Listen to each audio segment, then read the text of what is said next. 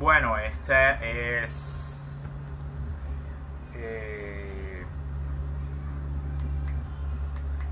es básicamente la clase correspondiente a tornillos, pero la verdad está conformado por tres temas. Entonces, comenzaría por los temas que se evaluarían. En general, el tema es tornillos.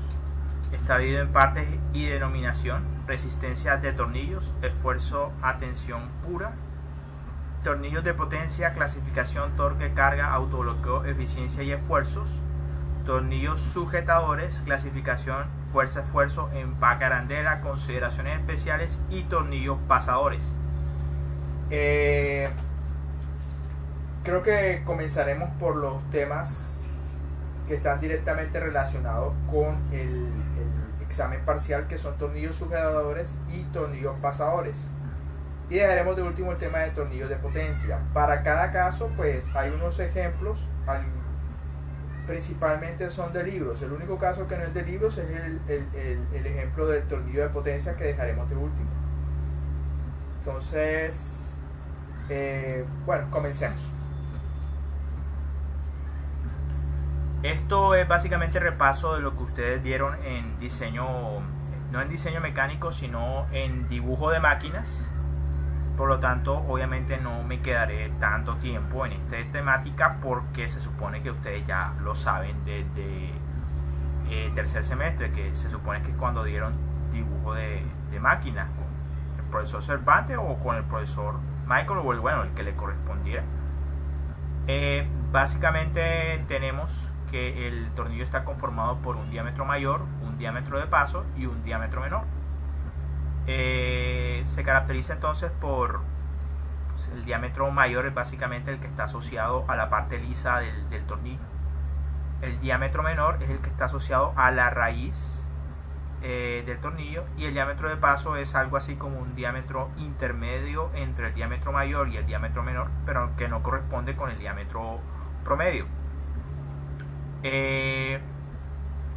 Está el paso, que es básicamente la distancia que hay entre los hilos de la rosca.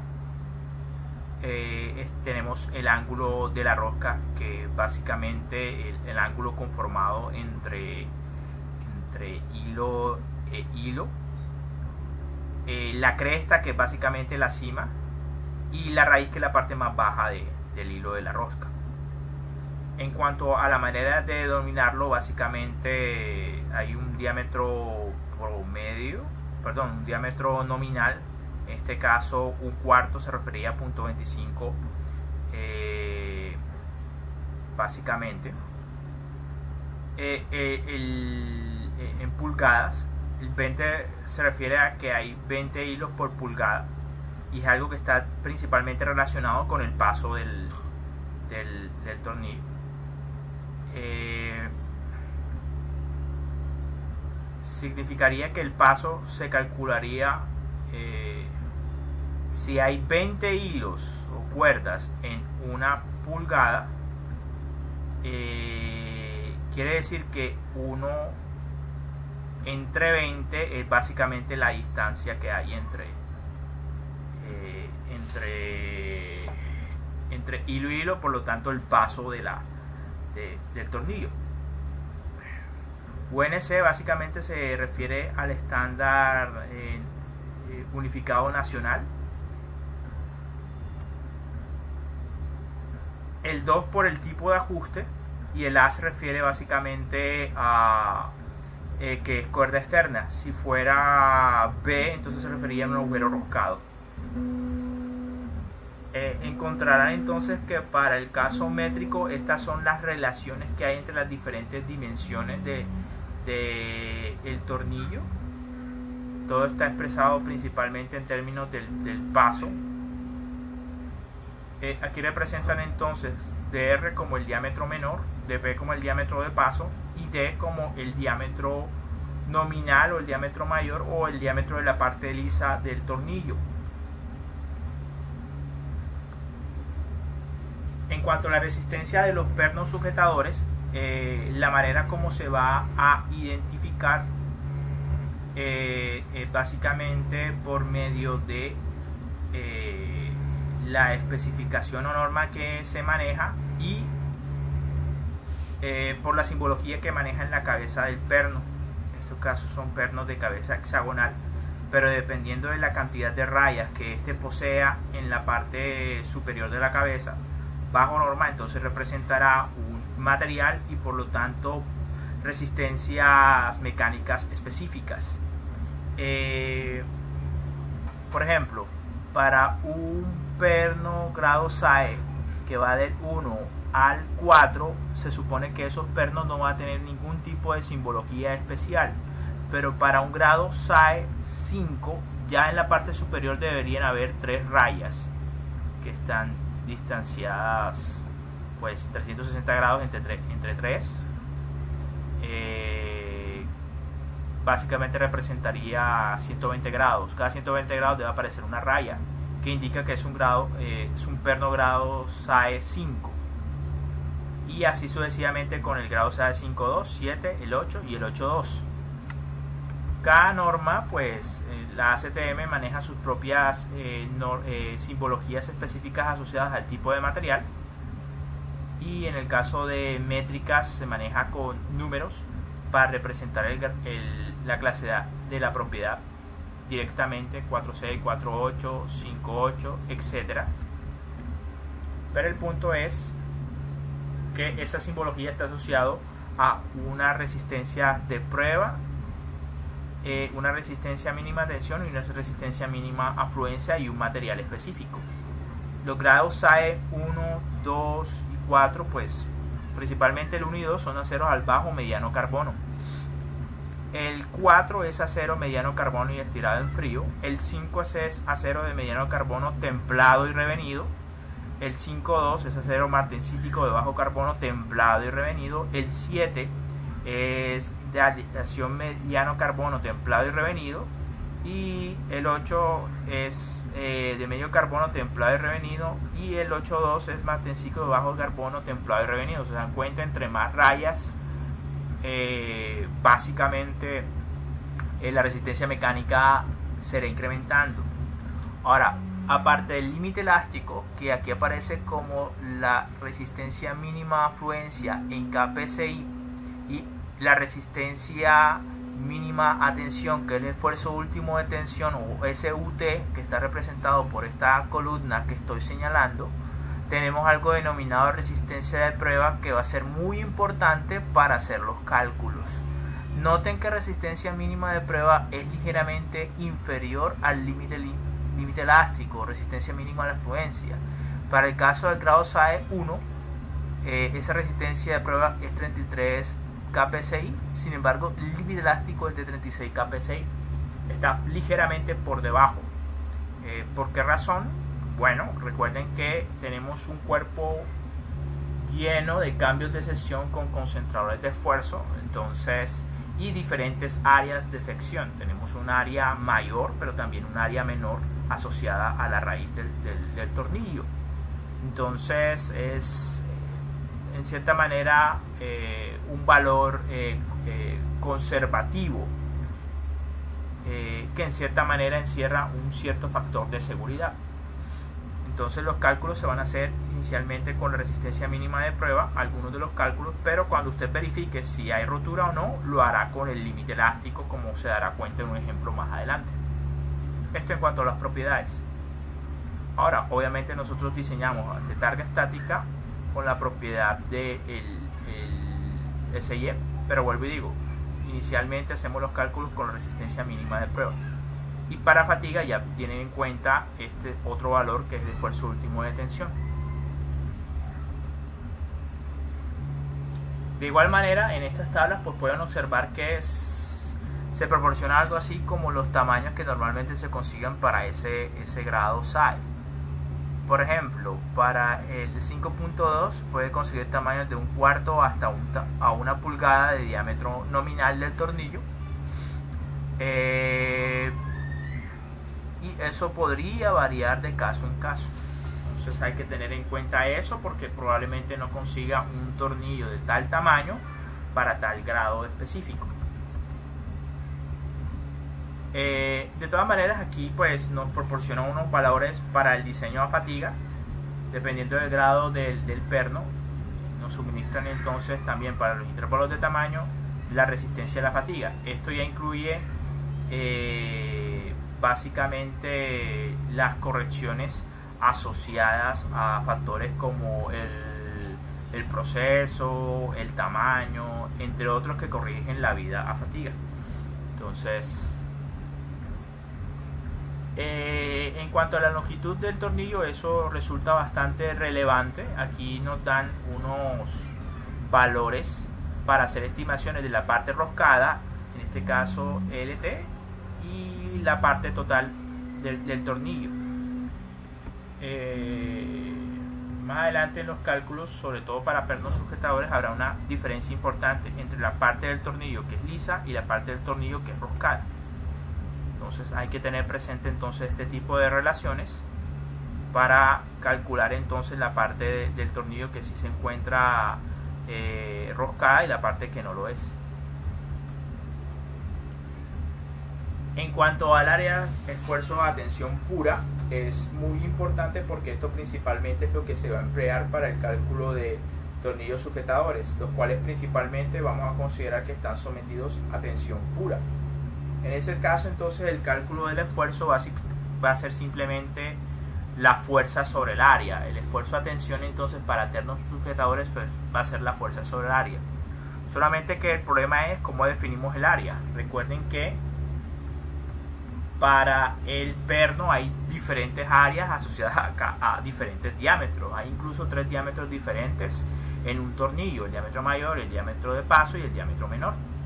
Ahora, lo más conservativo sería hacer el cálculo con el diámetro menor, y la razón, pues, vamos a crear un Word como se hizo en el tema anterior para darles explicaciones concernientes,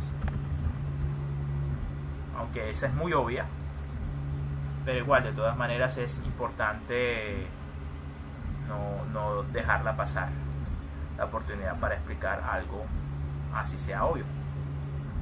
Entonces tenés que el esfuerzo a tensión en un perno es básicamente la fuerza axial a la que es sometido sobre el área a tensión. Entonces lo conservativo sería elegir el área más pequeña que hay en un perno, porque al reducir esta área, este cociente se incrementa y por lo tanto el esfuerzo a tensión se vuelve grande.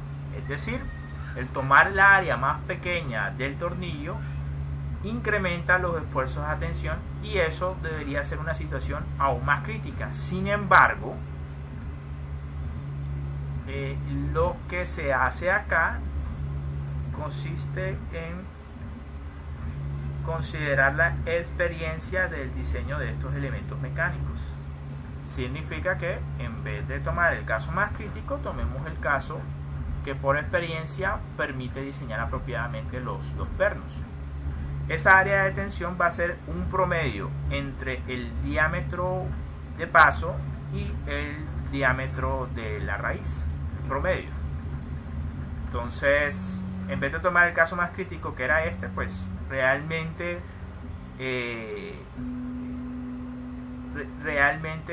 el esfuerzo no está dado solamente por eso. Hay cierta contribución en el diámetro mayor, la parte lisa del tornillo, que ayuda a que no se rompa tan rápido el tornillo. Y pues una manera de cuantificarlo menor es asociarlo realmente con el diámetro de paso.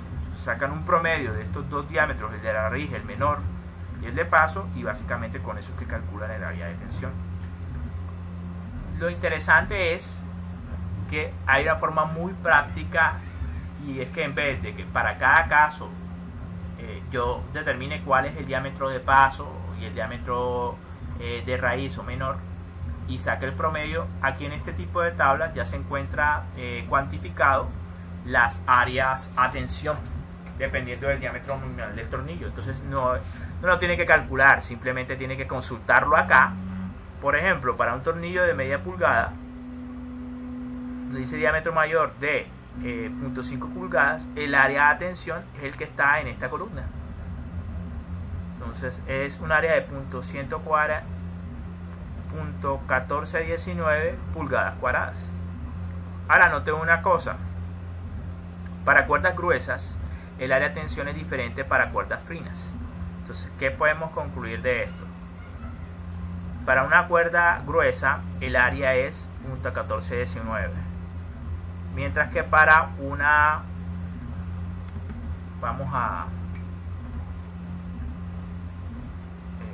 para no perdernos, vamos a insertar una línea.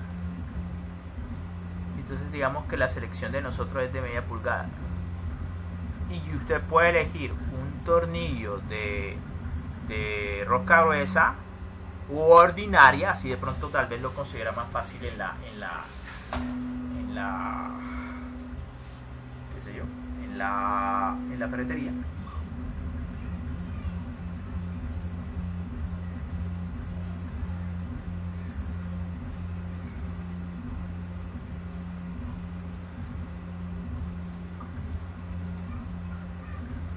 Ahí está.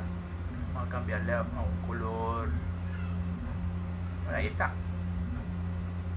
Este sería un valor, y el otro valor sería si yo decido coger ordinaria.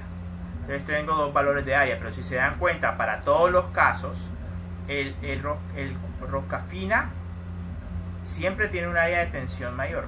Eso desde el punto de vista de la fórmula lo que significa es que si el área de tensión es mayor, los esfuerzos asociados a ese tornillo rosca fina son menores.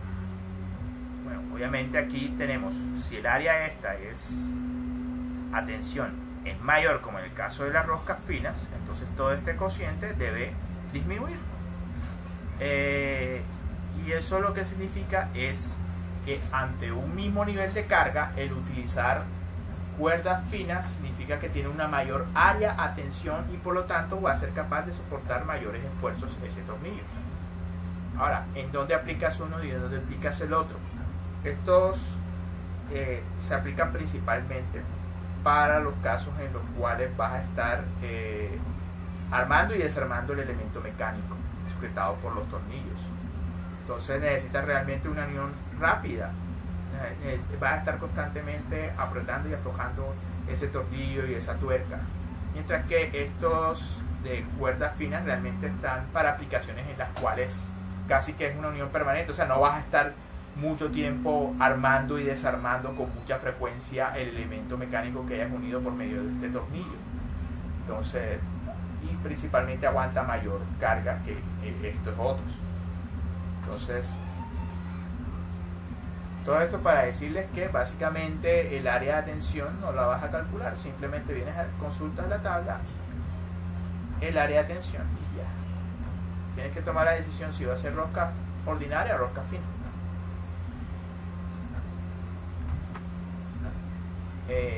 Bueno, estos son para tornillos métricos, no sistema americano, sino sistema internacional, rosca métrica.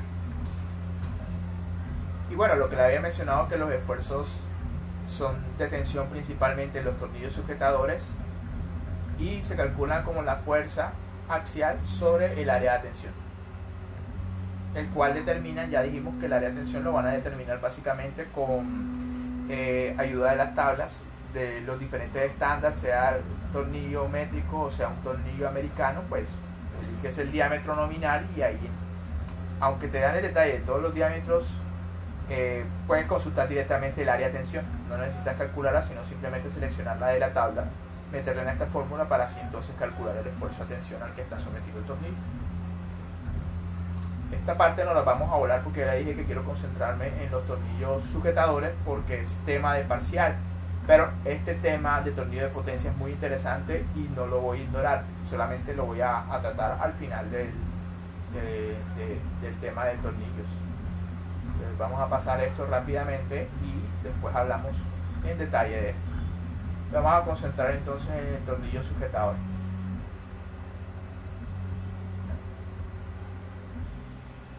Bueno, entonces aquí nuevamente vemos el tornillo sujetador de cabeza hexagonal. Hay tablas disponibles en el Chili, tanto en el Norton, que nos dan las dimensiones de la cabeza hexagonal. Y más adelante nos vamos a dar cuenta que es importante también hacer lo mismo para los tornillos no del sistema inglés o americano, sino también para los métricos. Bueno, les recuerdo que el métrico, básicamente el M es por métrico, y el 5 o el 6 o el 8 que pueden observar ahí se refiere al diámetro nominal del tornillo.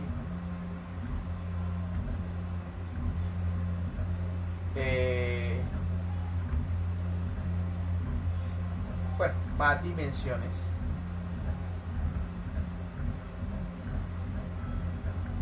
Y aquí ya hablamos de otra cosa diferente, que son las arandelas. Bueno, obviamente las arandelas tienen una función de distribución de presión uniforme, pero para el cálculo también tienen una consecuencia relevante e importante para el cálculo de los esfuerzos en el perno sujetador, que más adelante pues la vamos a entender. Pero de todas maneras aquí hay tablas para establecer las dimensiones de la arandela, incluyendo su espesor, diámetro exterior y diámetro interior. Bueno, entonces aquí vemos un poquito mejor el vistazo del tornillo. Sería el tornillo, su respectiva tuerca. En alguna de esas tablas que les mencioné con antelación, también están las dimensiones de la tuerca y las dimensiones de la arandela. Bueno, aquí presentan un espárrago, que es básicamente un tornillo sin cabeza y está roscado de un lado y lado. Y bueno, diferentes tipos de tornillos tipo fix, con diferentes formas de cabeza, con objetivos, algunos casos estéticos. Por ejemplo, hacer un agujero que tenga una abertura avellanada y permitir colocar el tornillo a ras con la superficie. Cabeza redonda, unas cabezas más robustas para mejorar la sujeción. Pero nosotros más que todo nos concentraremos en este tipo de tornillos, cabeza hexagonal, que principalmente está asociado con los materiales según el grado SAE o el grado según la norma internacional, grados métricos. Principalmente a esos que nos estamos refiriendo, a este tornillo. Sin embargo, es interesante que consulten entonces el por qué usar un tornillo y otro. Algunas aplicaciones ya se lo di, pero yo principalmente me voy a concentrar en los pernos sujetadores. Pero ahí ven variedad de diferentes tornillos prisioneros. Estos son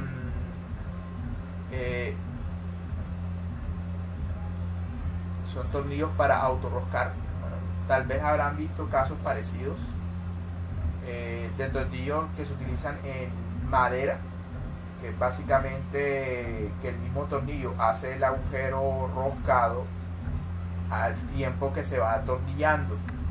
Entonces estos son algunos de esos casos. Y bueno, estos son ya dimensiones asociadas a la tuerca. Perdón, creo que aquí es donde ya al fin.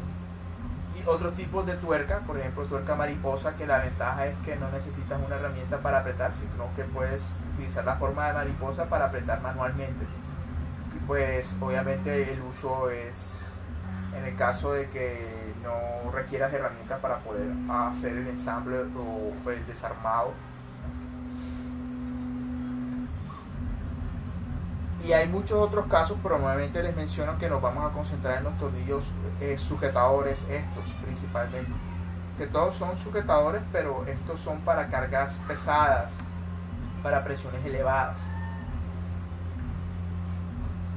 Entonces, listo, vamos a concentrarnos principalmente en los cálculos. Este es básicamente el esquema de la situación problema a la que está sometido este tipo de tornillos sujetadores. Se le llaman sujetadores porque el objetivo de él es sujetar esta placa con respecto a esta placa. Así que cuando estas placas están sometidas a una carga P, no se van a separar. Así que el objetivo de la función de este tornillo realmente no es que se rompa, es evitar la separación de estas placas. Esa es su función principal. Nuevamente les recuerdo el caso del diseño de los automóviles o de un carro. O sea, lo importante en un carro no es que no se partan las partes, se supone que no se deben partir, es que el carro ande.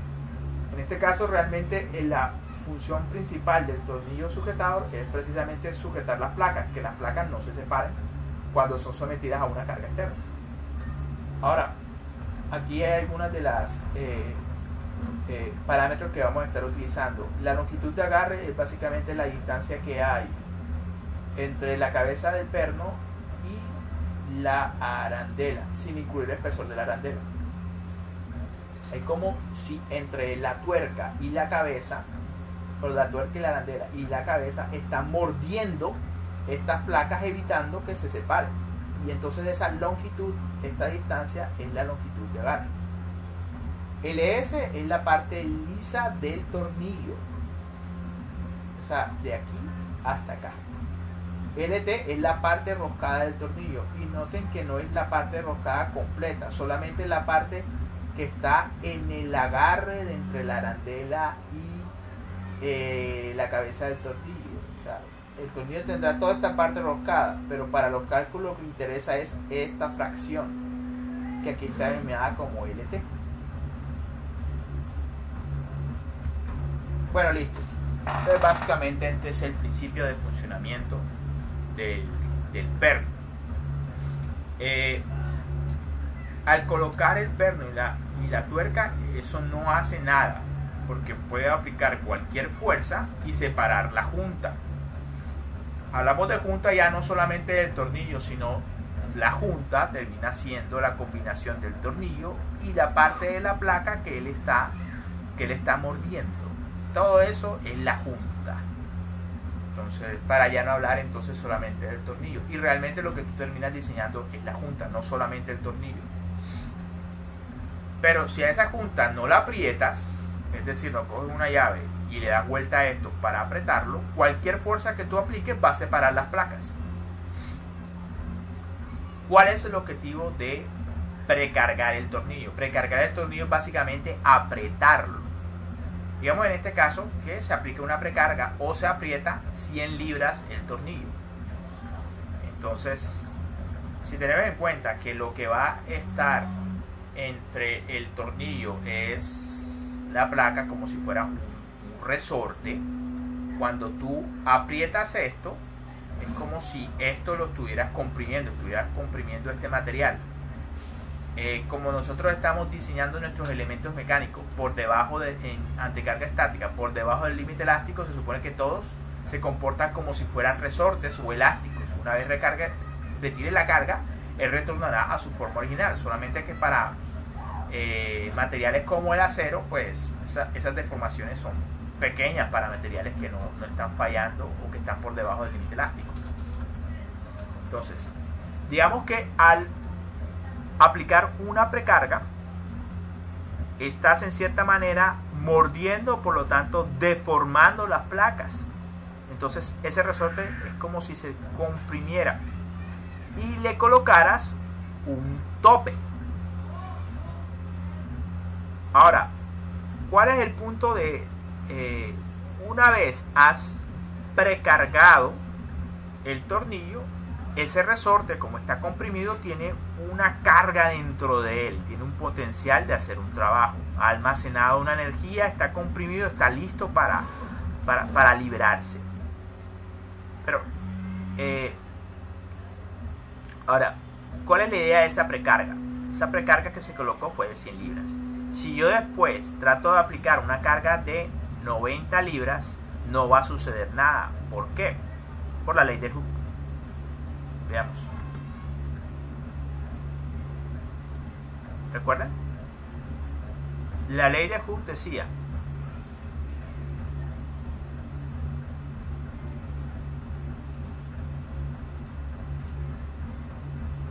que hay una relación lineal entre la fuerza y la deformación del resorte.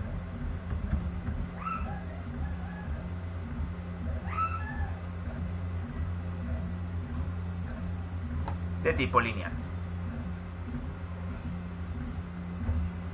Resulta y pasa que yo apliqué una precarga en Apreté el tornillo, lo que significa que lo he precargado. En ese caso, de ese ejemplo, son 100 libras. Entonces el resorte se va a deformar hasta 100 libras. Vamos a colocar un punto que represente entonces,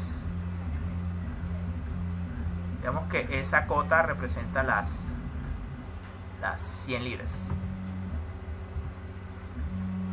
Y vamos a decir que se deformó 1 milímetro. Yo no sé realmente, pero estoy poniendo como un ejemplo simplemente.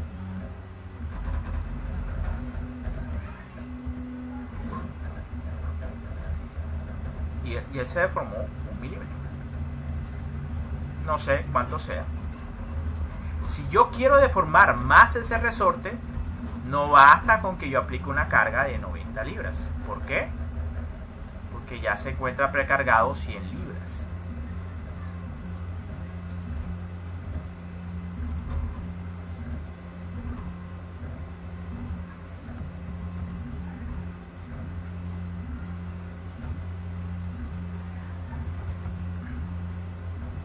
¿Sí? Si yo aplico una carga a mi tornillo precargado 100 libras, por debajo de las 100 libras, él no se va a deformar más. Quiero que se deforme más de 1 milímetro, simple, aplíquele más de 100 libras.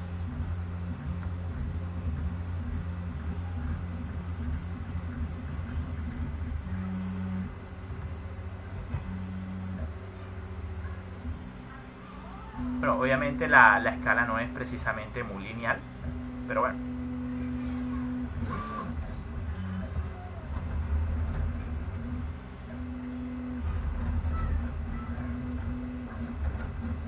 Digamos que 2 milímetros, no sé. Estoy simplemente colocando unos ejemplos desde el punto de vista físico. Entonces, esto es lo que sucede. Aquí no había precarga, lo precargué 100 libras.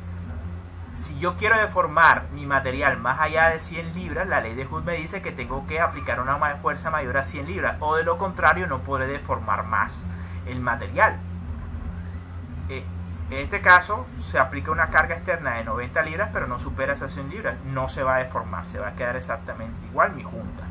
Pero si aplico una precarga de 100 libras, eso está por encima de 110 libras, está por encima de las 100 libras, y según la ley de Hooke, él continuará deformándolo. Y en ese caso ocurrirá lo que no queremos que suceda: la separación de mis placas. Entonces, esto es para resumir básicamente que yo debo siempre apretar mi tornillo, y una vez yo lo apriete, la única carga capaz de superar, de separar mis placas una vez la haya precargado, es una carga superior a la precarga en el tornillo. Dicho esto, se recomienda entonces que para aplicaciones de presión, esa precarga o ese apriete sea alrededor del 90% de la resistencia de prueba.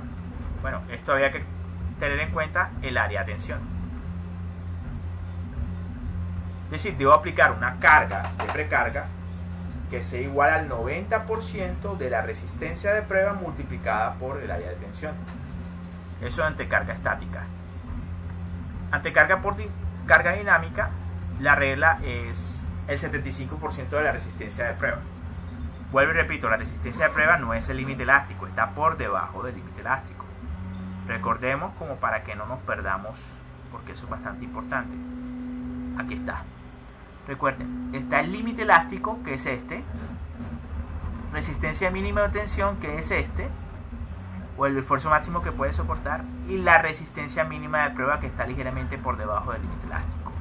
La regla del apriete es con respecto a la resistencia mínima de prueba. ¿Por qué no se establece la regla con el límite elástico? La razón es la siguiente.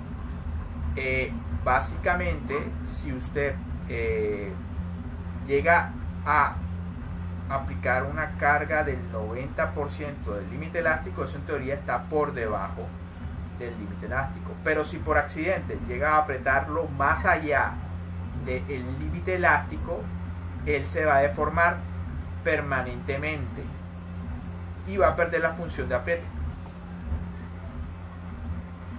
Eso es. Vamos a ver.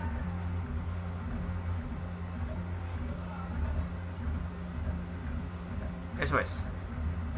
¿Dónde está la regla? Ah, bueno, aquí está. Eso es. Esto es. Si usted, en vez de empleara esto, podría usted cometer un error, excederse en el valor del 90%, y como estamos hablando del límite elástico, fácilmente entonces llegaría a la deformación permanente. El agujero de la placa se vuelve más grande, o incluso el diámetro del perno se vuelve más pequeñito y queda más holgado. Y bueno, pierde la función. Mi función es que él pueda apretar y quede justo en el agujero. Si esto ya se volvió de otro diámetro diferente porque lo deformó permanentemente, porque se pasó con el apriete, pierde la función. Entonces podrá tener un perno que no se parta, pero ya no le hace la función de sujetar las placas. Entonces esa no es la idea. Y para evitar ese tipo de errores se emplea la resistencia de prueba, que es menor que el límite elástico. Así hay menos posibilidades de que de pronto por error o de control del nivel de apriete eche a perder la junta. Para el caso dinámico, recuerden que para cargas dinámicas aparentemente los materiales fallarían a niveles de esfuerzo que están... Es casi como, recuerden que para las cargas dinámicas trabajamos como la referencia de la falla, no con el esfuerzo del límite elástico, ni tampoco necesariamente con el esfuerzo de última tensión, sino con la resistencia a fatiga, que es muy pequeña, no es tan grande como el límite elástico, bueno, no necesariamente. Por lo tanto, entonces, si aplicara esta regla del 90% para un caso de fatiga, es muy probable que con el tiempo vaya a fallar la junta, prácticamente porque se excedió en la precarga que inició inicialmente. Entonces, en el caso de carga dinámica, esa precarga debe ser menor, precisamente para evitar la falla por fatiga.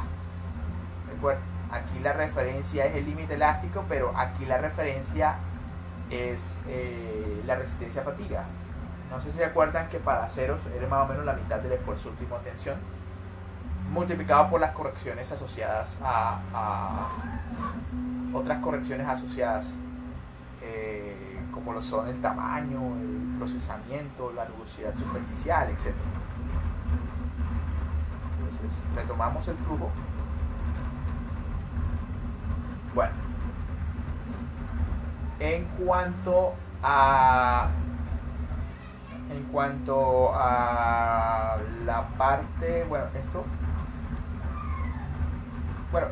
esto empieza a complicarse más, porque esencialmente se aplica una carga sobre la junta, no sobre el tornillo. Recuerden, la junta es la combinación tornillo-placas. Este es el tornillo, este es las placas. Entonces, la carga esencialmente se aplica sobre toda la junta. Eso significa que debemos hacernos una pregunta importante. No toda la carga externa que tú apliques se va a ir para el tornillo. Una parte se va para las placas, otra parte se va a ir para el tornillo. Luego, entonces la pregunta es, si yo aplico 100 libras, de esas 100 libras, ¿qué le toca aguantar al tornillo y qué le toca aguantar a la placa? Entonces, todo esto que voy a explicar a continuación está asociada con la forma de calcular la distribución de esa carga externa. Esencialmente la carga T es de tipo axial, así que una forma de determinar la deformación de la junta completa es mediante la ecuación del PDA. No sé si recuerdan, resistencia de materiales, la deformación, o sea, cuánto se estire esto es igual a la carga axial por la longitud sobre el área por el módulo de I1 o módulo elástico. Si nosotros hiciéramos la comparación de esto con un resorte, obtendríamos por analogía que básicamente la constante de resorte asociado en este tipo de cargas y deformaciones sería esta. Bueno, no es tan obvio, pero vamos vamos a explicarlo acá.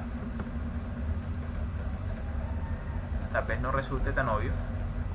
Entonces, por esa razón me voy a tomar el trabajo de explicarles.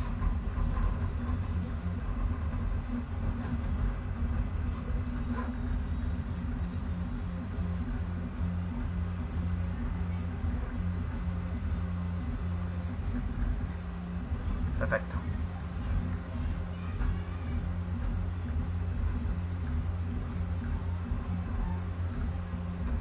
Entonces, vamos a copiar la fórmula.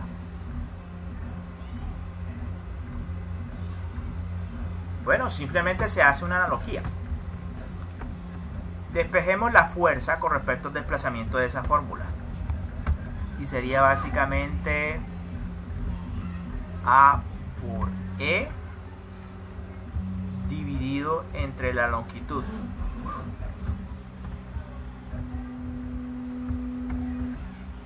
Que multiplica al desplazamiento. Aquí lo simbolizan como este símbolo, pero básicamente el despeje de la fuerza sería este. Este pasa de dividir a multiplicar, igual a E. Él está multiplicando, pasaría entonces a dividir por desplazamiento. Bueno, hacemos la analogía que decía Hooke. Hooke decía: la fuerza es igual al negativo de una constante de proporcionalidad que depende del material y el desplazamiento.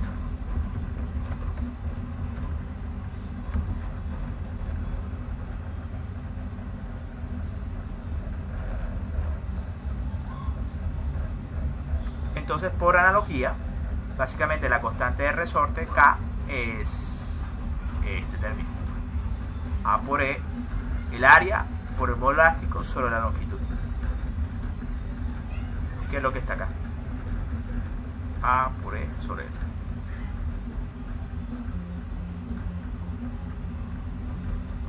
Bueno, ahora esto tiene que ver con la combinación de resorte en serie y paralelo. Vamos a ver si puedo encontrar una manera. No hay una manera simple de explicarlo. Voy a entonces tratar de irme otra vez acá y explicarlo.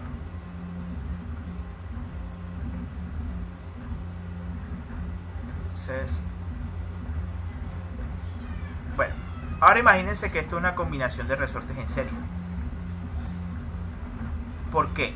Porque no todos los resortes que están comprometidos aquí tienen igual área, tienen igual módulo, etc. Por ejemplo, consideremos solamente la parte que tiene que ver con la elasticidad del tornillo. Entonces tendremos aquí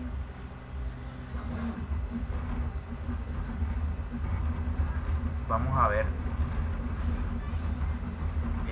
vamos a poner resorte.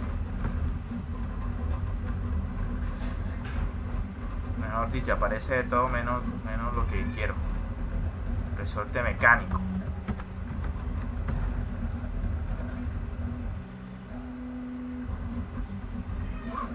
Bueno, esto es un poquito mejor.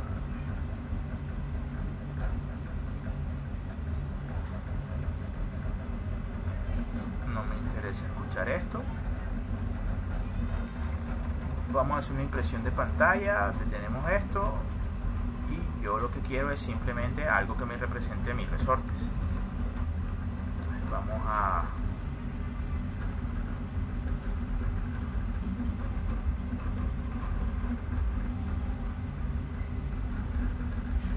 no quiero gastar mucho tiempo dibujando resortes.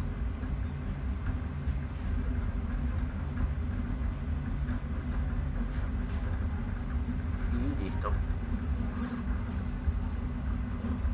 Bueno, ahí está. Tengo entonces el truco se llama resorte equivalente. Voy a llamar esto es delante del texto y así va a ser mucho más fácil de procesar. Ahí está. Si nosotros consideramos que todo es un resorte que se ha deformado elásticamente, podemos entonces utilizar esta analogía para estimar las constantes de resortes asociados a cuerpos que están sometidos a cargas axiales, asociados a las respectivas áreas, sus módulos elásticos y sus longitudes, que pueden ser variables. Entonces dijimos que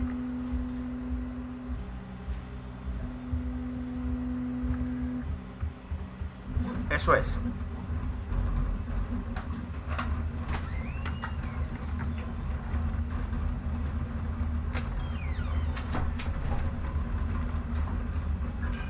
Entonces básicamente eso es. Entonces tenemos que aquí en el tornillo, si solamente consideramos el tornillo, definitivamente esto representa un resorte y lo representa individualmente, porque esta parte lisa tiene propiedades uniformes, tiene su propio módulo elástico, tiene un área uniforme constante y tiene una longitud asociada llamada, que anteriormente llamamos LS. Mientras tanto, esta otra parte representaría un resorte diferente. ¿Por qué? Su longitud es diferente, el área transversal es cambiante. El material sí, obviamente tiene que ser el mismo y por lo tanto el módulo elástico debe ser el mismo, pero ni su área ni su longitud, que llamamos la longitud de la parte atornillada LT, son iguales. Entonces es conveniente tratarlo como resortes diferentes. En ese caso entonces el tornillo estaría representado por estos dos resortes, uno chiquitico y uno largo, que llamaremos... Bueno, aquí de hecho utilizan la palabra KS para referirse a la parte lisa, KS. Y aquí utilizan KT, donde obviamente KS pues se determina con su respectiva área, a la área lisa por su respectivo módulo sobre la parte L liso. Y KT pues la misma cosa, él tiene un área diferente, pero de hecho trabajan con el área de tensión que sacan de la tabla por el módulo que debería ser el mismo sobre la longitud de la parte roscada, pero que está dentro del tornillo, es decir, solamente esta parte. Y eso es lo que se denomina, que así se calcula el resorte equivalente, tanto para la parte roscada como la parte lisa. Lo importante aquí es obtener un resorte equivalente de esos dos. La pregunta es cómo están esos dos resortes relacionados, y la respuesta es sencilla: esos resortes están en serie. Entonces, para resortes en serie hay una serie de reglas para determinar la constante equivalente de resorte a partir de los que lo componen. ¿Cómo se hace? Bueno, resulta y pasa que esos dos resortes están sometidos a la misma carga. Entonces llamaremos la carga lisa es igual a la carga de la parte roscada. ¿Listo? Por una parte. ¿Qué otra cosa tenemos que tener en cuenta? Que la deformación de la parte lisa se suma a la deformación de la parte roscada, y eso es igual a la deformación total de los dos resortes. Entonces, si nosotros instituimos pues la ecuación de Hooke, quedaría así. ¿Cómo es la ecuación de Hooke? Bueno, sería así. Desplazamiento, deformación, bueno.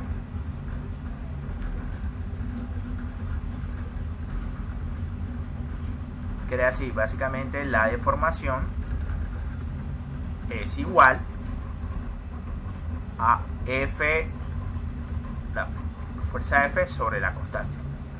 Entonces, si nosotros esa expresión la reemplazamos en cada uno de los casos particulares, quedaría así. La deformación de S sería básicamente Fs sobre la constante de S, ¿sí o no? Y lo mismo quedaría con la parte roscada, la fuerza roscada sobre la constante equivalente de resorte de la parte roscada. Eso sería igual a la fuerza total de la junta, pero resulta y pasa que como están en serie, todos los elementos están sometidos a la misma carga. Entonces la fuerza total es igual a la fuerza en la parte roscada, que es igual a la fuerza en la parte lisa. Entonces esto sería como la constante del tornillo. Entonces, por esta razón, los numeradores se eliminarían y quedaría básicamente así. El inverso de la constante de resorte equivalente del tornillo completo sería igual a la suma de los inversos de la parte lisa y de la parte roscada. Sí, esa es básicamente la fórmula o la demostración de por qué entonces la constante total del resorte se obtiene de esta manera, donde las constantes de los elementos individuales pues básicamente lo determinan pues aquí está, con las áreas de los elementos respectivos por su módulo de Lund por la longitud de esa parte, sea la parte lisa o sea la parte roscada. Entonces, eso es lo que ustedes van a encontrar más adelante. Esta ecuación básicamente obedece a eso. Simplemente es importante pues explicar de dónde es que sale, pero bueno, básicamente ese es el objetivo de esta clase, pues que al menos no entrar tanto en detalle de la minucia, la carpintería del procedimiento matemático, sino al menos demostrar cuál es el punto de origen de las ecuaciones para saber en qué circunstancias se usan o no. Todas, sin excepción, todas las ecuaciones siempre tienen sus limitantes, es decir, unas circunstancias en las que se puede usar y las que no. Ojo, siempre tenga cuidado en qué situaciones puede o no usar. Bueno, aquí básicamente llama a la constante equivalente de resorte KB. El B es por el inglés de tornillo, que es volt. Entonces este es como la constante equivalente de resorte del volt, o sea del tornillo.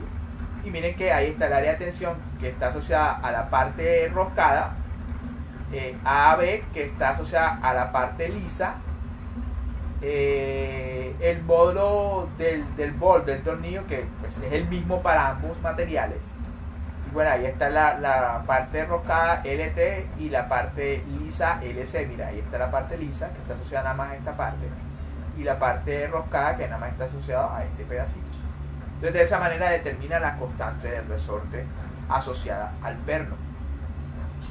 Eso estuvo largo, pero la idea es aplicar el principio parecido para hallar una constante equivalente de resorte asociada a la placa. Y con esas dos constantes de resorte asociadas al tornillo y a la placa podemos deducir qué parte de la carga externa P se va para el tornillo y qué parte de la carga externa CB se va para el material o para las placas. Bueno, en este caso las placas van a ser como otros resortes en serie. Sí, claro, vamos a tratar de traducir esto. Claro.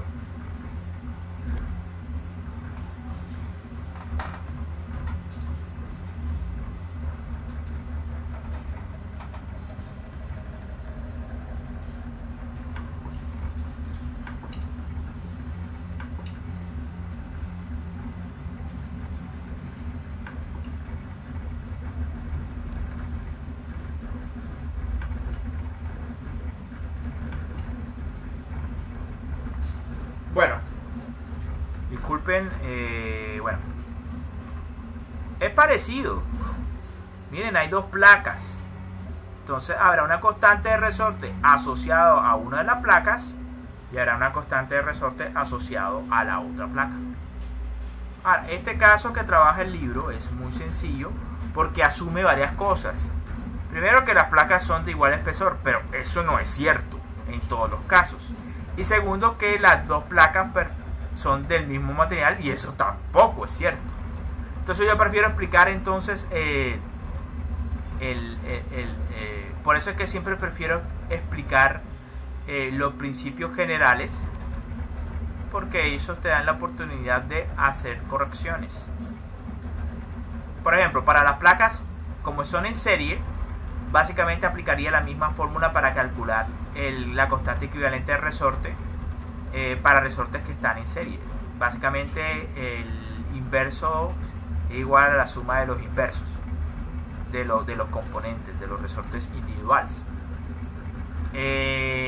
La diferencia podría radicar en que no todas las placas tienen la misma longitud. Podría ser una placa más gruesa que la otra, como de hecho una circunstancia que yo siempre coloco en el parcial.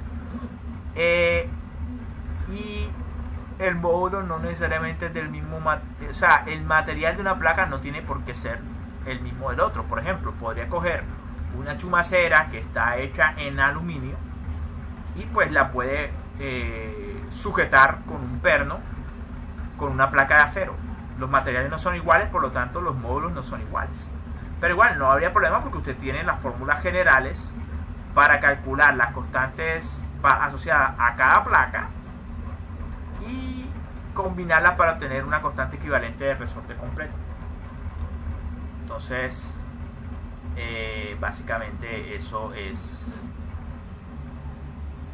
básicamente eso es algo que yo coloco en el parcial. Los obligo a que empleen esas ecuaciones generales. Lo que aquí está en el libro aplica solamente para unos casos muy sencillos, y es él propone esta fórmula, que es la constante del material, que es igual pi por el diámetro efectivo al cuadrado entre 4 por el módulo elástico entre la longitud completa. Pero eso, ¿por qué? Esa fórmula, si de hecho si se dan cuenta, esta es básicamente la fórmula del área. El área por el módulo elástico sobre la longitud. ¿Por qué aplica así directamente? Aplica directamente siempre que L1 y L2 sean iguales, y que E1 y E2 en ese caso, asociada a la placa 1 y la placa 2, sean iguales, y el área de la placa 1 y la placa 2 sean iguales. ¿Cuál es el área de la placa 1 y la placa 2? Bueno, esto sí es de cuidado.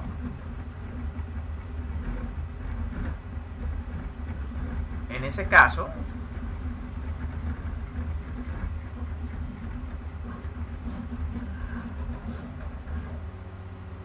imagínense que esta es la arandela. Entonces, generalmente es el diámetro exterior de la arandela, y este que debería ser el diámetro del agujero por donde pasa el tornillo. Entonces básicamente eso es lo que el área entonces efectiva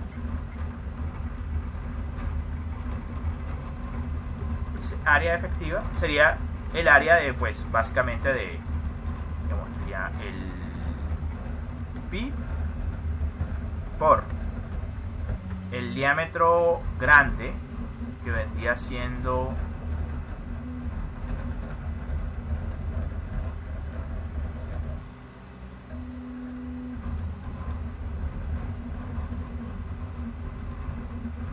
de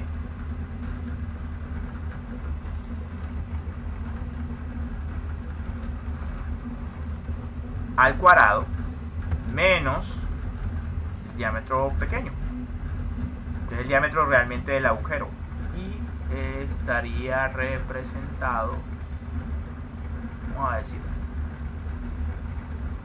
por el negro, y está asociado a D minúscula. O sea, básicamente sería el área grande menos el área pequeña, o sea, esta parte azul. Bueno, aquí falta entre 4.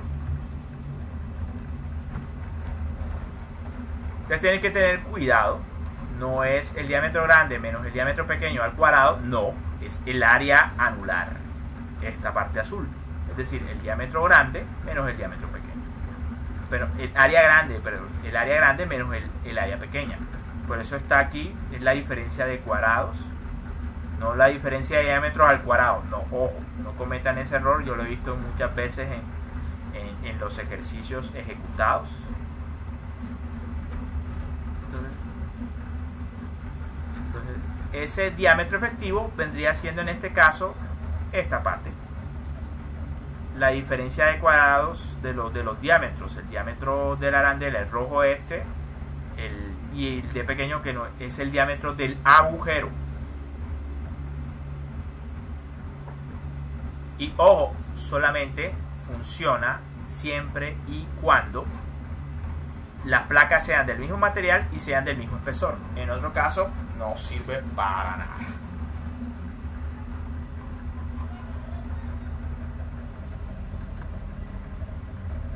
Estos son básicamente unas reglas para establecer cuál es la longitud de la parte atornillada y cuál es la longitud de la parte lisa, pero ustedes ya lo analizan con mayor detalle. Bueno, entonces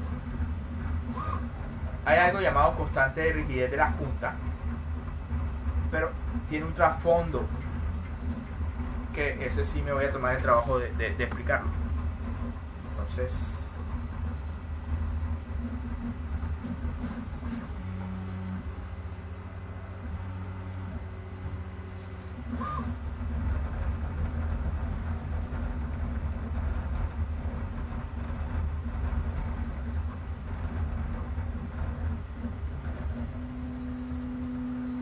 vamos a explicarlo. Entonces nuevamente partimos de nuestro tornillo, perdón, de nuestra junta, que está conformado por tornillo y por las placas, y hemos determinado hasta ahora unos resortes equivalentes para el tornillo y para las placas. A uno lo llamaron KM, al otro lo llamaron en el libro del Norton KB, pero básicamente en el chip está parecido.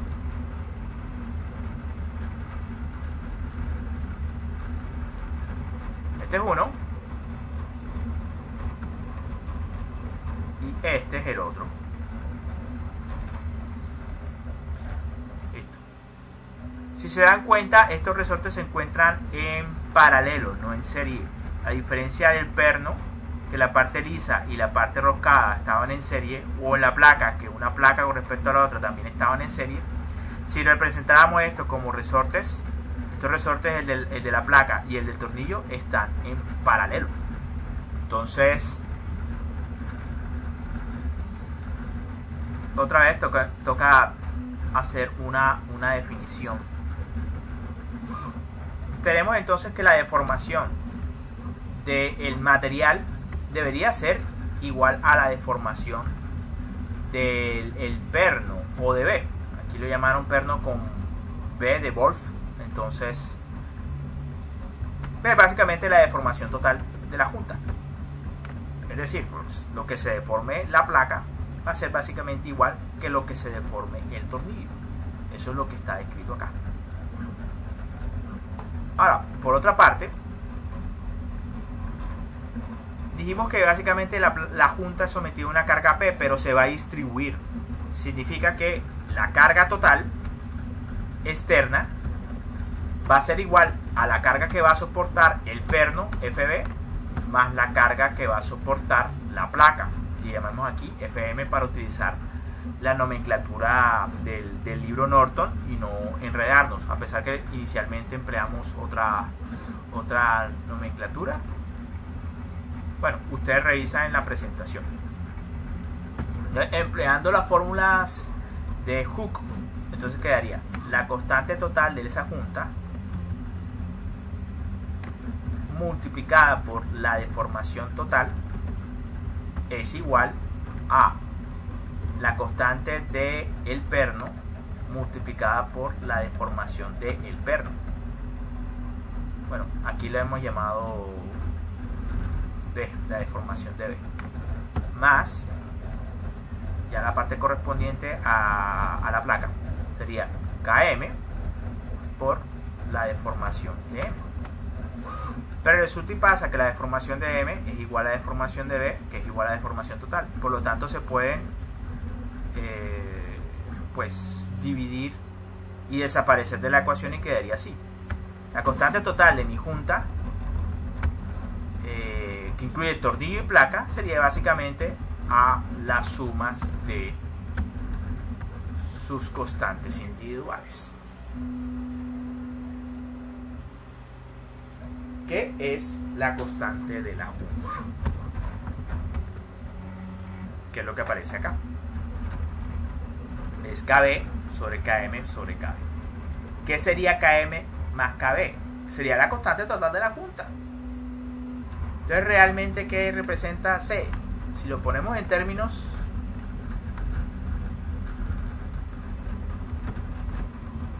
en voz baja, lo que me está encerrando, ¿qué es? Es la parte de la carga que corresponde al perno sobre la carga total.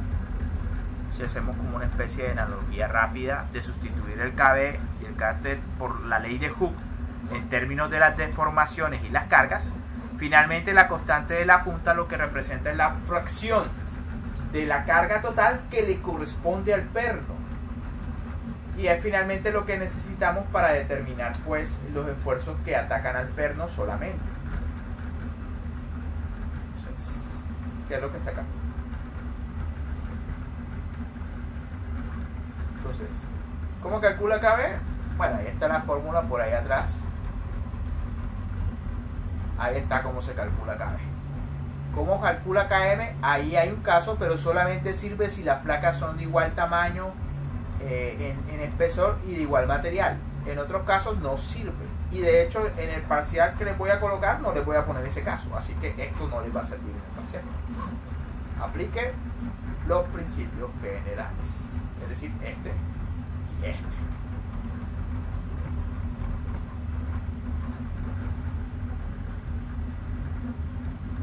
Bueno, entonces una vez determine KB y KM, la constante C la determina KB sobre la constante total, que es KM sobre KB.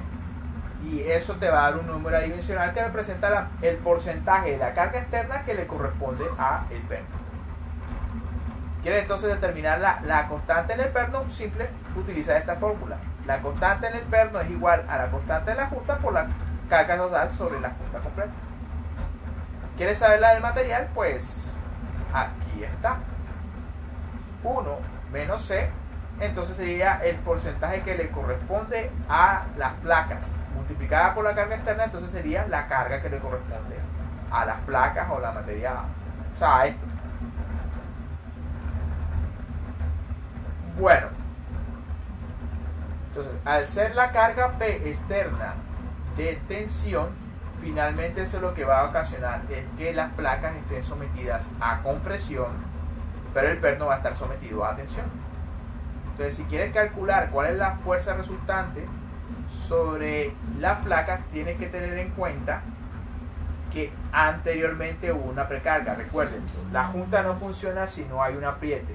Cuando usted aprieta la junta, pretensiona tanto el perno como la placa, pero la placa queda pretensionada en compresión, mientras que el perno queda pretensionado en tensión. Entonces, al tener en cuenta la carga externa, recuerda que la carga externa se va a dividir una parte para el perno y otra parte para las placas, entonces debe sumar o restar la precarga que antes había. Y pues en el caso de que sea una carga externa a tensión, pues la carga resultante sobre la placa es básicamente la precarga menos la carga externa sobre la placa. Y para el perno, como el perno al ser precargado está sometido a tensión y le aplica una carga externa de tensión, entonces se sumarían. Entonces básicamente esas son las cargas externas sobre la placa,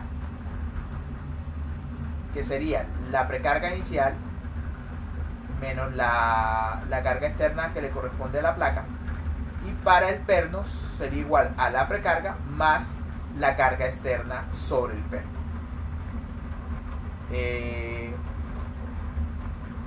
Adicionalmente hay que determinar la carga que sería capaz de separar el perno.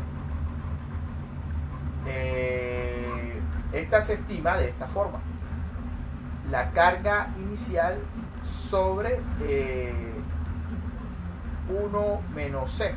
Recuerde que 1 menos C estaría asociado principalmente ¿a qué? A la placa. Entonces, al determinar esto, determinamos la precarga. Y bueno, uno de los factores bastante importantes es el factor de seguridad contra separación. Es decir, bajo qué circunstancias yo separaría mis placas. Entonces, para eso, ¿qué tenemos? La carga de separación sobre la carga externa que estoy aplicando actualmente.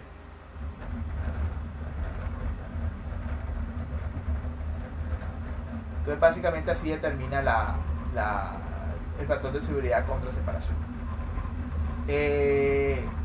Sustituyendo por esta fórmula, quedaría básicamente la precarga inicial sobre la precarga externa que le corresponde a la placa. Básicamente eso sería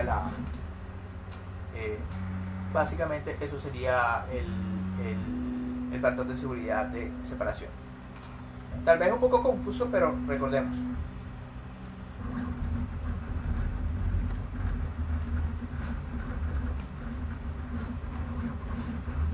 Recordemos que uno precarga la junta y ese es un valor de referencia a vencer para lograr la separación de la junta. Entonces, definitivamente el valor de referencia es siempre esa precarga que nosotros colocamos.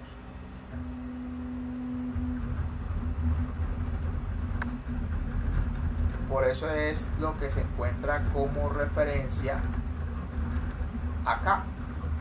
En la parte superior se encuentra la precarga a vencer. Recuerden, la carga externa tiene que ser superior a esto. ¿Por qué esto solamente? Porque es la parte que está asociada principalmente a la placa, no al perno. Es decir,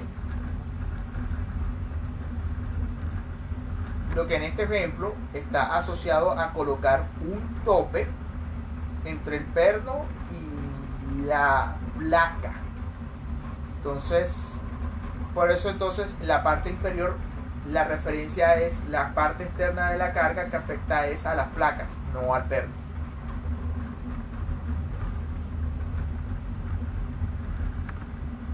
Básicamente eso es lo que está aquí. Entonces, el factor de separación es una resistencia asociada al material. ¿Cuál es? Mi precarga. Tengo que superar esa precarga para poder hacer la separación de la junta. Pero ¿cuál es la carga externa realmente que va a lograr la separación? La carga que está asociada a la placa solamente. Que en el caso del ejemplo visual estaría asociado con el topecito, el tope que se coloca en el resorte para evitar la separación. Bueno, para falla ante carga estática es relativamente sencillo la determinación. Creo que aquí no está el ejemplo. No está el ejemplo. Bueno, no vamos a perder el hilo de la carga estática. Entonces, antes de proceder a fatiga, vamos a... Entonces, para carga estática aplica calcular el factor de seguridad contra separación. ¿Cuál sería entonces el factor de seguridad estático para evitar la falla? Bueno, el factor de seguridad básicamente sería el límite elástico de tensión sobre la carga del perno. Eso sería obviamente para el perno. Factor de seguridad del perno. Límite elástico del perno sobre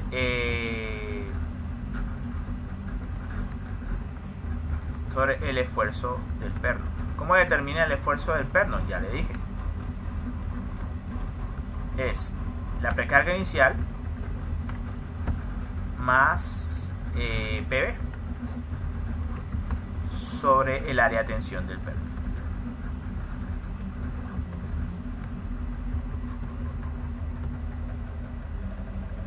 Eso lo vamos a ver más claramente en un ejemplo más adelante y creo que terminaría esa parte.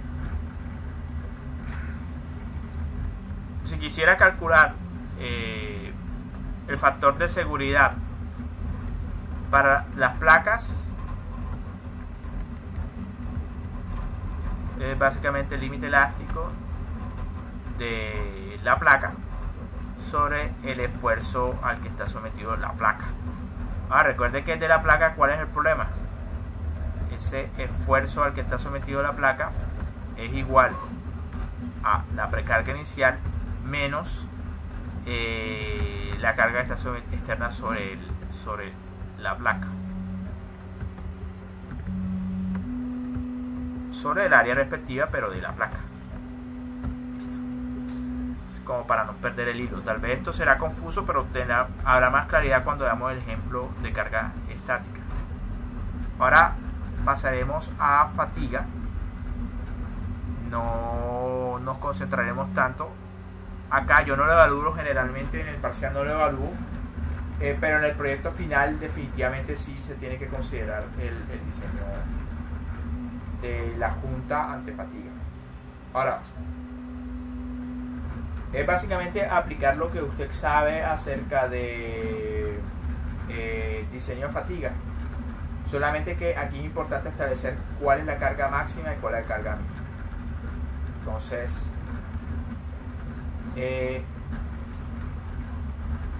bueno, ahí está más o menos ilustrado los diferentes escenarios.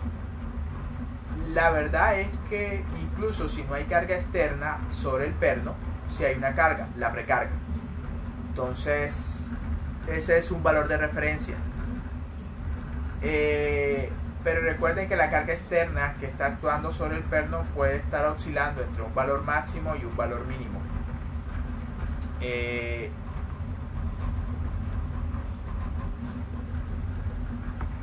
Bueno, ahí está básicamente la manera de determinar entonces las cargas.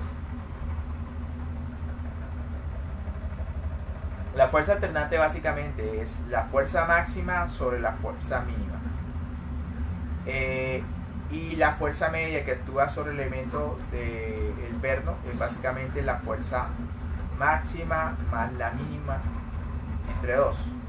El alternante es la máxima menos la mínima entre 2. En este caso lo que vamos a asumir es que la carga mínima es la precarga. Es decir, en el peor de los casos que usted no le está aplicando ninguna carga externa al perno, de todas maneras usted apretó el perno. Entonces esa es la carga mínima que hay presente en el perno. Y para el caso de la carga media, pues aplica lo mismo. La carga más pequeña va a ser mínimo la precarga. Y obviamente para la carga máxima externa, pues va a tomar la carga máxima externa. Porque esta carga externa puede variar entre un valor máximo y mínimo. Pero realmente nos interesa es cuál es el valor más pequeño al que esté sometido el perno, y ese siempre va a ser la precarga. Y cuál va a ser el más grande, pues va a ser la carga externa más grande a la que se ha sometido la junta completa. Entonces, bueno, la junta completa, pero ten en cuenta la componente que solamente le corresponde al perno. Entonces, a partir de esas componentes alternantes y medias, pues se determina el esfuerzo alternante, el esfuerzo medio, se corrige con el concentrador de esfuerzos, teniendo en cuenta que por la forma roscada del perno, pues obviamente tiene una concentración de esfuerzos, y pues estas fórmulas ya de una vez permiten obtener los concentradores de esfuerzos corregidos por fatiga, si se dan cuenta en función principalmente del diámetro de los pernos. Y por último, pues teniendo en cuenta el esfuerzo último de tensión del perno y la resistencia de fatiga del perno, pero ya eso las mostré con antelación, ¿lo recuerdan? Aquí hay unos valores de referencia.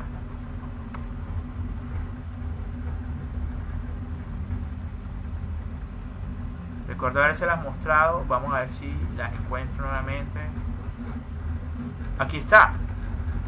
La resistencia a fatiga. o SE, un límite elástico. Ahí está básicamente dependiendo del grado y el intervalo de tamaño del diámetro.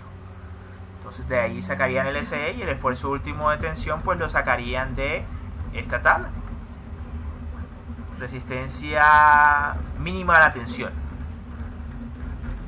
Y aplicar un criterio de Goodman o Gerber o Soderberg, el que ustedes consideren pertinente para su situación. Yo recomiendo ser conservativos, utilizar Goodman o utilizar la palabra de Gerber de hecho no me parece tan conservativa. Soderberg sí me parece más conservativo. O Goodman o Soderberg.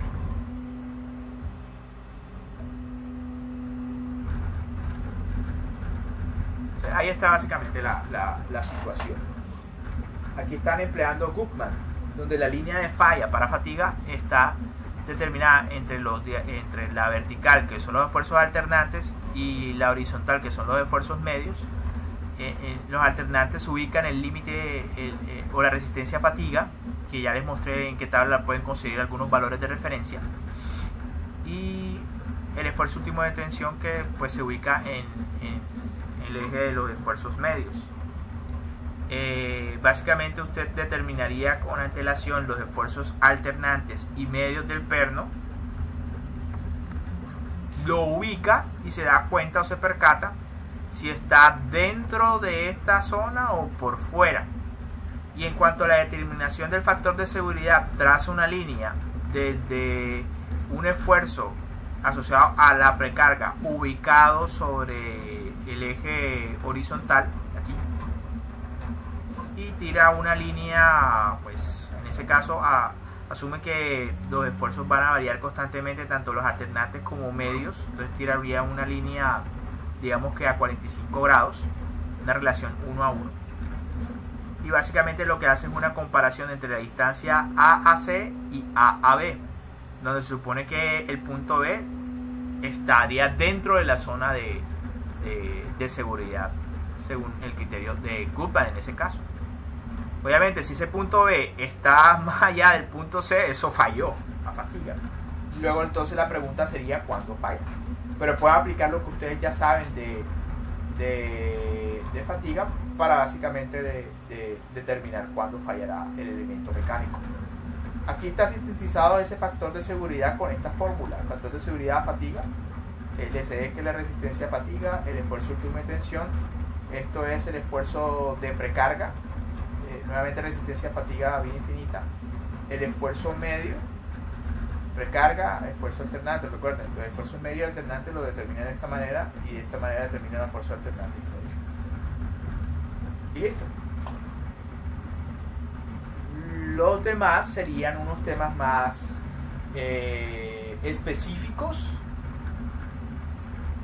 considerando de que realmente la zona elástica afectada por así decirlo, por la mordedura del perno, no sería una zona de deformación cilíndrica como las fórmulas que tenemos que hemos trabajado hasta ahora, sino que se forman realmente unos conos de deformación, y para eso pues se hace mucho más complejo el cálculo. Sin embargo, pues los invito a que ustedes revisen las fórmulas que están tanto en el Norton como en el Sealy y comparen qué tan alejados son los cálculos más minuciosos, considerando esa zona de formación cónica, respecto a si hacen los cálculos como los hemos venido haciendo.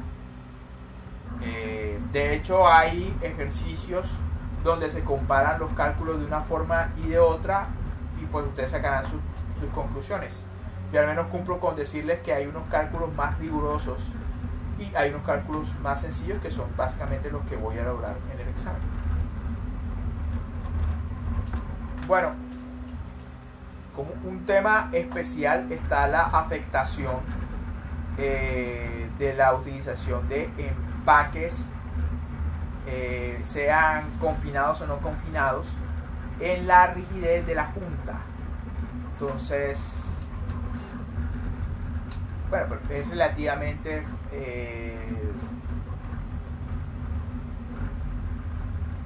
bueno, esto es básicamente el resumen de lo que sucede. Lo que sucede con la introducción de un empaque blando no confinado Es decir, este caso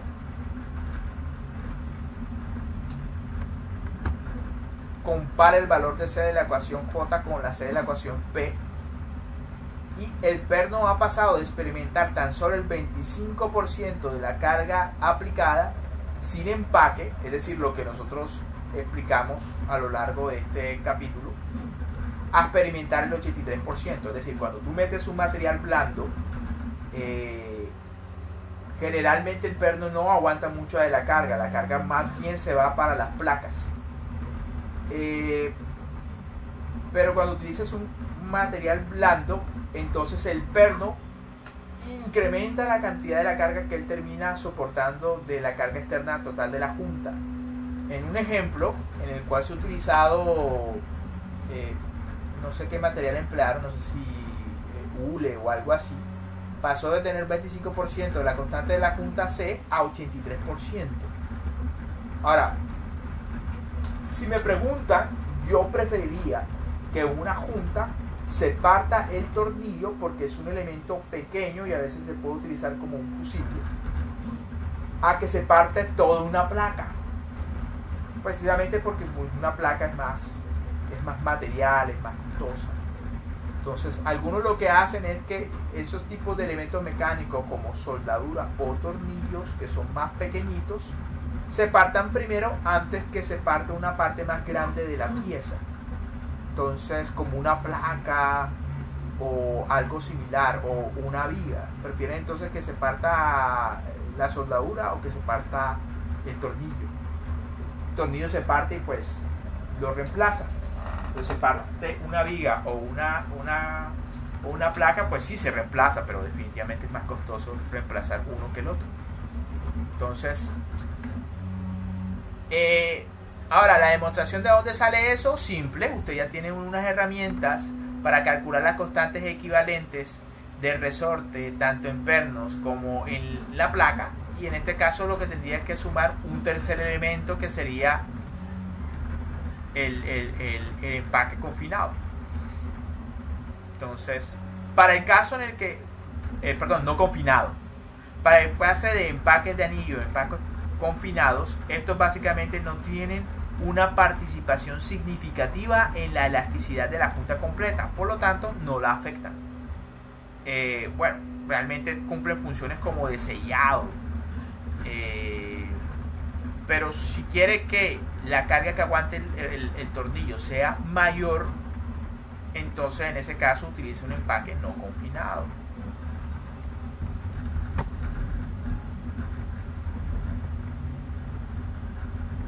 Bueno, por último vamos a explicar un caso de un ejemplo muy sencillo, por cierto.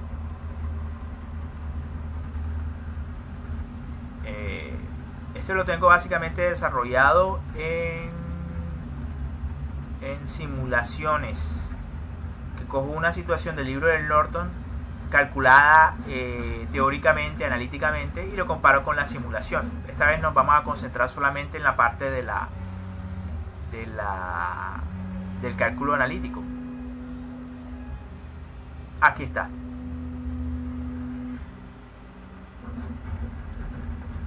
Entonces la situación es esta.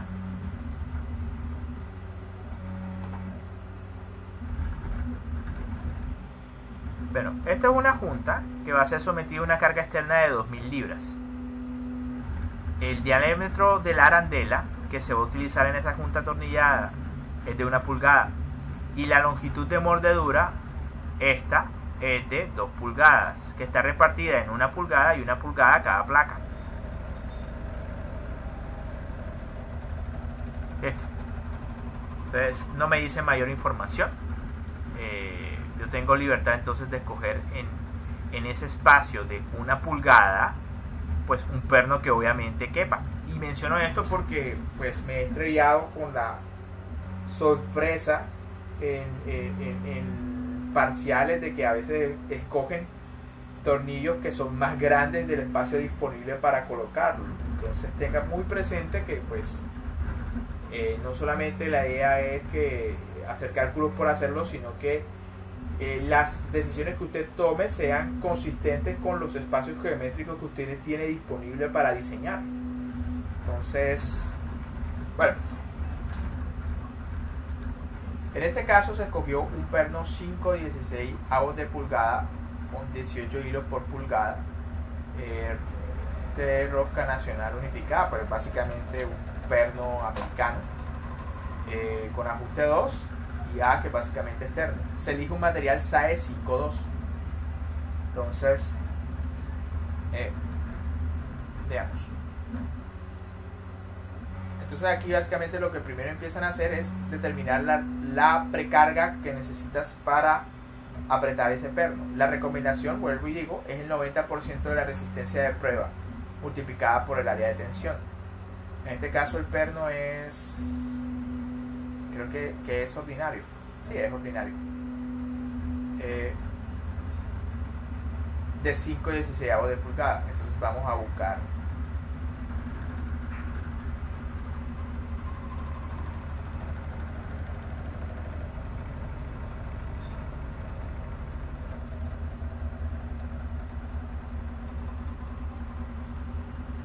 vamos a ver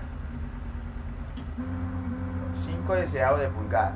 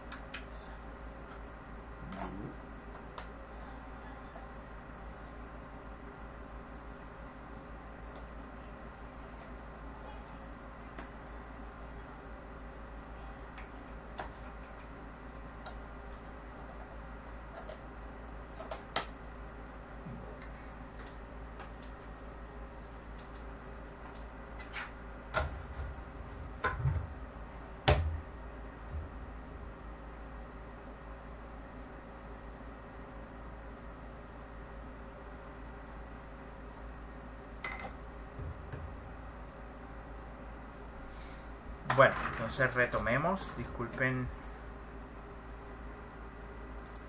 Bueno, básicamente se eligió de 5/16 y esto que aparece acá es el área de tensión.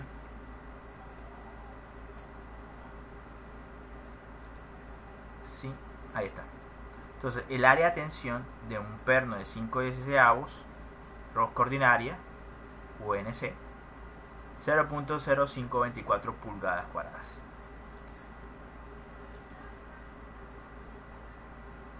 .0524 pulgadas cuadradas. Ahí está. 0.0524 pulgadas cuadradas. Y la resistencia mínima de prueba, pues vamos a ver dónde la sacamos.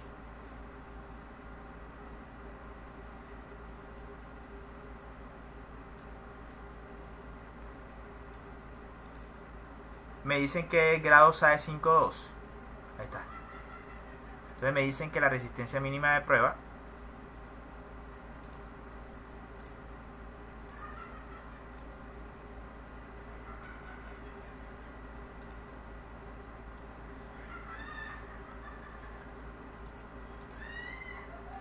ahí está. 85 kPSI la resistencia mínima de prueba o SP. Entonces, al procesar toda esa información te da que la precarga es alrededor de 4011 libras. Bueno, esto pues lo encontrarán en la presentación y no entraré en detalle, pero básicamente está relacionado con la determinación de la parte lisa del tornillo y la parte roscada del tornillo que está dentro de la longitud de agarre. Entonces básicamente sabemos, eso sí, que ese L es de 2 pulgadas, así que hay una parte que es lisa y otra parte que es roscada, pero efectivamente la suma no debe pasar de 2 pulgadas. Entonces, teniendo en cuenta esas reglas técnicas que aparecen en la presentación, determinan que la parte roscada es .375 pulgadas y la parte lisa es .10625. Si lo sumas son 2 pulgadas. Ahora, utiliza la fórmula para determinar el KB, pero esa ya está.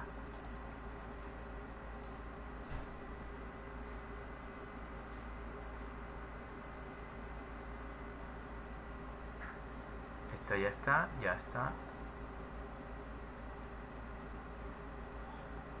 Aquí está.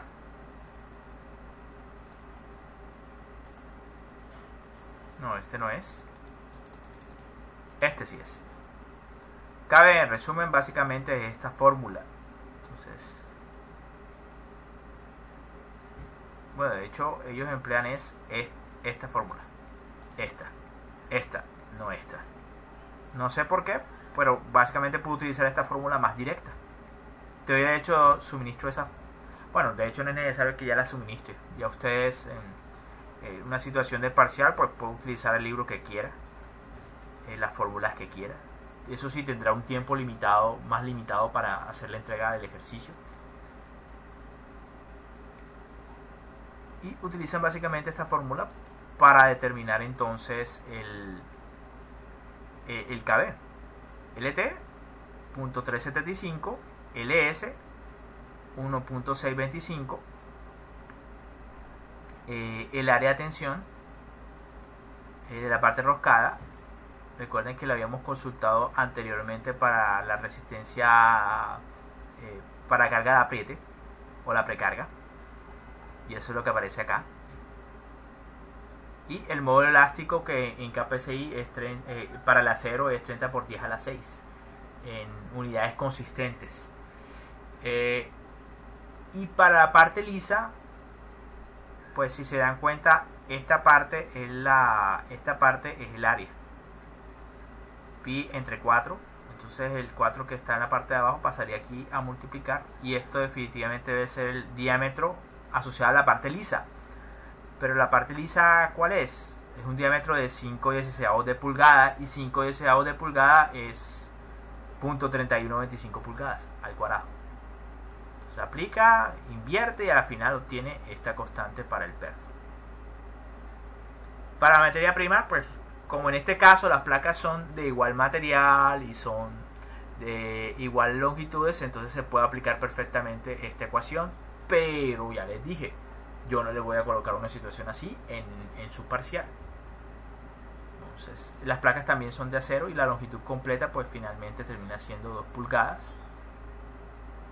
Determinan entonces, y noten que cuando calculan la constante de la junta, esto da 0.09. En porcentaje eso significa que el perno no aguanta ni el 10% de la carga externa. La gran mayoría se va para las placas, es decir, el 90% de la carga se va para las placas. Ahora mismo esa C me representa que el 10% de la carga se va para el perno. Determine esa constante C para determinar qué parte de la carga externa de 2000 libras se va para el perno. 181 libras apenas. Recuerden, estas 2000 libras las suministraron en el problema. Sí, la junta completa va a ser sometida a una carga externa de 2000 libras. Entonces 2000 libras por aproximadamente el 9% son 181 libras. Y la placa pues es el porcentaje opuesto, es decir, 1 menos 0.09, eso es aproximadamente 0.9. O sea, el 90% de la carga, es decir, 1819, se va para las placas. Ahora, la carga que finalmente aguantan los pernos y las placas tiene que considerar la precarga, que es de 4011 libras, la cual, recuerden, se determinó de esta manera. El perno se supone está sometido a tensión, por lo tanto la carga externa, que también es a tensión, se suma. 4011 más 181, 4192 libras. Y para la placa, pues cuando tú aprietas, la placa están sometidas a compresión, pero la carga externa es a tensión, entonces se restan. Eso da 2192 libras. Entonces el esfuerzo de tensión sobre el perno es la carga resultante, FB, 4192 libras, la que tiene en cuenta la precarga y la carga externa. La fracción de la carga externa correspondiente al perno sobre el área de tensión. Calcula el factor de seguridad, claro, el límite elástico sobre ese esfuerzo del perno. Ahora, ese SI, ¿de dónde lo saca? Vuelve y juega. Va a la tabla de propiedades, pero considera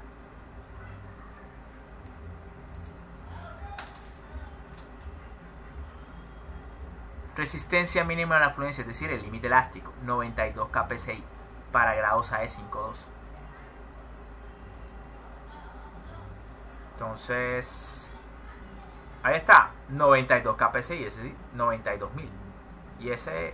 Y esfuerzo sigma B, pues, aquí ya está cómo se determina el sigma B. Eso da un factor de seguridad de 1.15, es pequeñito. También es importante, esto garantiza que no se va a deformar el perno, pero recuerden, lo más importante no es que se parta o no el perno, realmente es que cumpla su función de evitar la separación de la placa.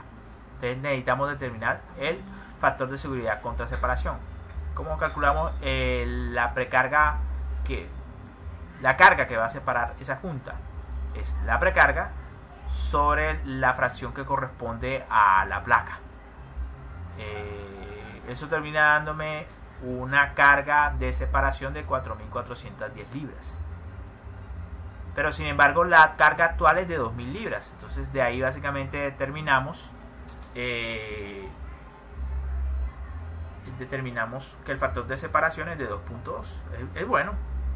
Definitivamente necesitamos duplicar la carga para casi duplicarla, un poquito más, 2.2 veces para poder lograr separación de la junta. De hecho es más peligroso que ocurra una deformación del vidrio permanente si se aplica una carga mayor a 2.000 libras.